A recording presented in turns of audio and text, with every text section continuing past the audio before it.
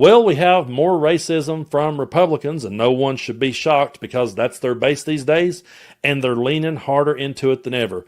First, we had the young Republican chat group that came up, and they said all their racist over-the-top stuff. They praised Adolf Hitler, and they talked about bringing back gas chambers, and they used a lot of racist derogatory remarks towards people, and J.D. Vance just blew it off. And they made excuses for it and said, they're just young, even though some of them was between 30 and 40-year-old, and one of them was a senator. It didn't matter, because in Vance's world, it's about going out there and making every excuse you can for their bad behavior, because Vance realizes that once those people are gone out of their base, they don't have a base. That is MAGA's base now, and now that Charlie Kirk is gone, they're leaning harder even into the Nick Fuenteses of the world, to let that be their base, because they do not care. So just when you think that it can't get no worse or no more disgusting than the Republican, young Republican group chat, and I hate the way they tried to paint it off like, there's a bunch of kids making jokes. Well, first of all, I don't care if they were 7 and 8 years old making jokes. Yeah, they might be kids, but they heard that shit somewhere. And then the fact that they're 30 and 40 years old, they're not kids, okay? So it's ridiculous that they gave them that. But just when you think that theirs couldn't get any worse, then you read this headline here from Politico. Trump nominee says MLK Jr.'s holiday belongs in hell, and that he has Nazi streak, according to text. So Paul Ingrazia's bid to lead a whistleblower agency is set for a Senate confirmation hearing on Thursday. And here was one of his texts. MLK was the 1960s George Floyd, and his holiday should be ended and tossed into the seventh circle of hell where it belongs.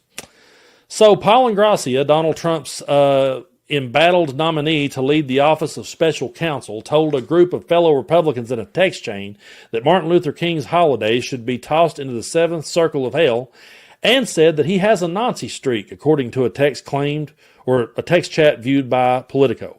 Ingrazia, who has a Senate confirmation hearing scheduled for Thursday, made the remarks in a chain with a half a dozen Republican operatives and influencers, according to the chat. MLK Jr. was the 1960s George Floyd, and his holiday should be ended and tossed into the seventh circle of hell where it belongs, Ingrazia wrote, and one participant just simply responded with Jesus Christ. So using an Italian slur for black people, Ingrazia wrote a month earlier in the group chat seen by Politico, I can't pronounce that word, but no holidays, to MLK Jr. Day, to Black History Month, to Juneteenth. He then added, every single one needs to be eviscerated. Politico interviewed 2 people in the chat and granted them being anonymous after they expressed concerns for their personal and professional repercussions. I just have to pause on this note, okay? These people are worried about repercussions. They're worried about what could happen if they speak out against a Nazi. That is not where we should be in this country. That should never happen.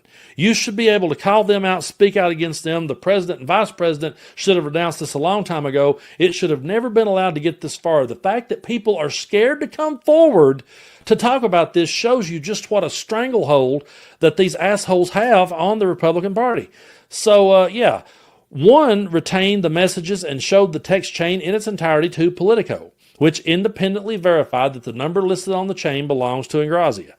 The person said he came forward because he wants the government to be staffed with experienced people who are taken seriously.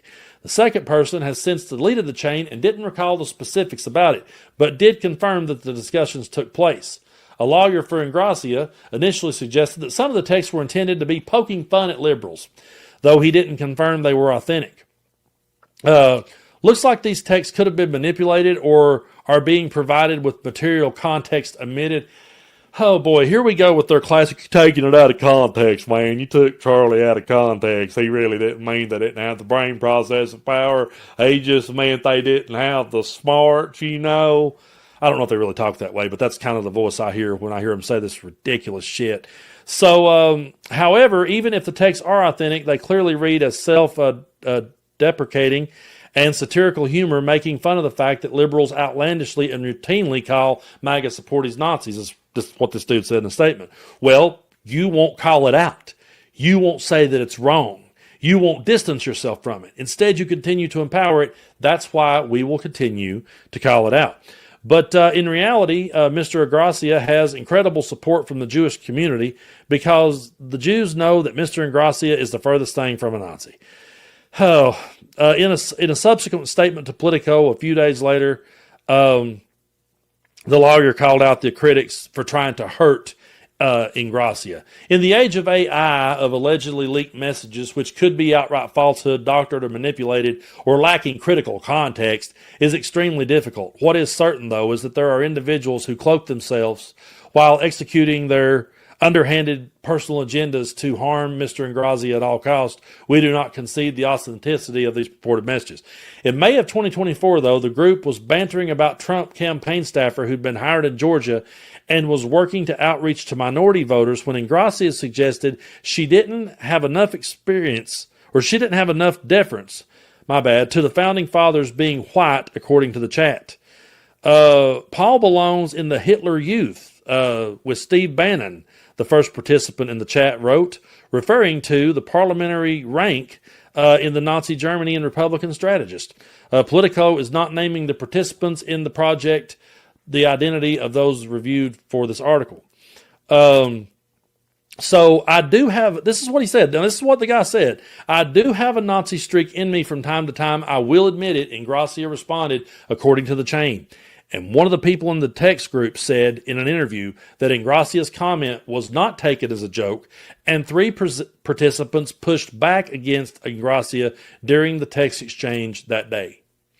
But folks, again, I'm going to continue to say this, and I'm not going to back off of it until Republicans come out and condemn this. I'm going to assume that the Republican Party is for Nazis and is for white supremacy and is for racist.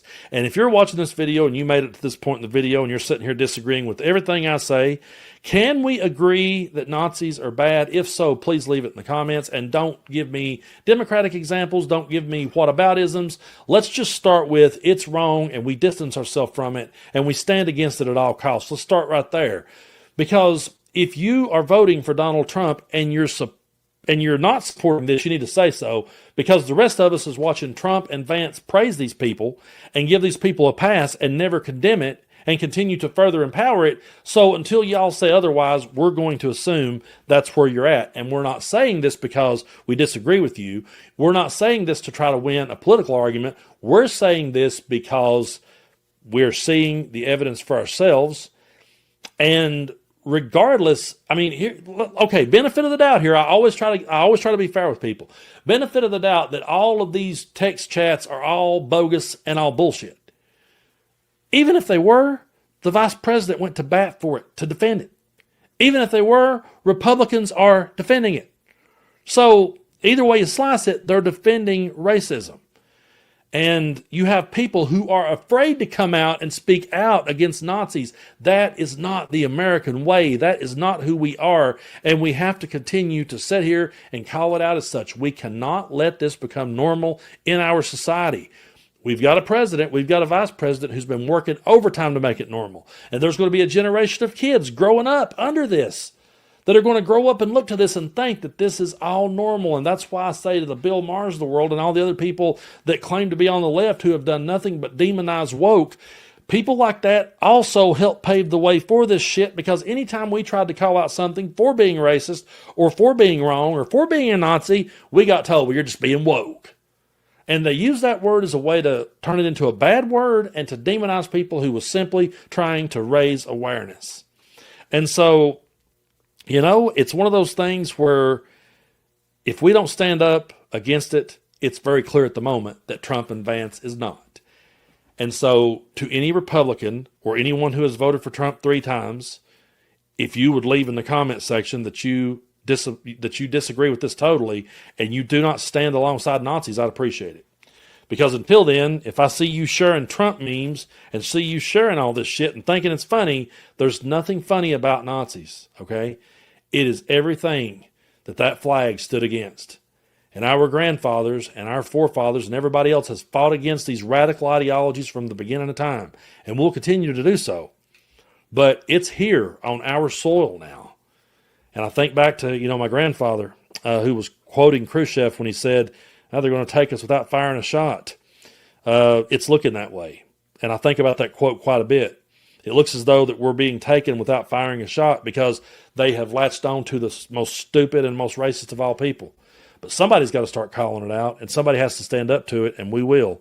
And so I thank y'all so much for helping me build this platform. And shout out to all of the great voices in the pro-democracy movement who are out there standing on the right side of history. I can say with all the confidence in the world that we are. And I can say with all the confidence in the world that you can take the quotes from the MeidasTouch Network. You can take the quotes from the Brian Tyler Cohens of the world. You can take all their quotes and you can stack them up next to this bullshit.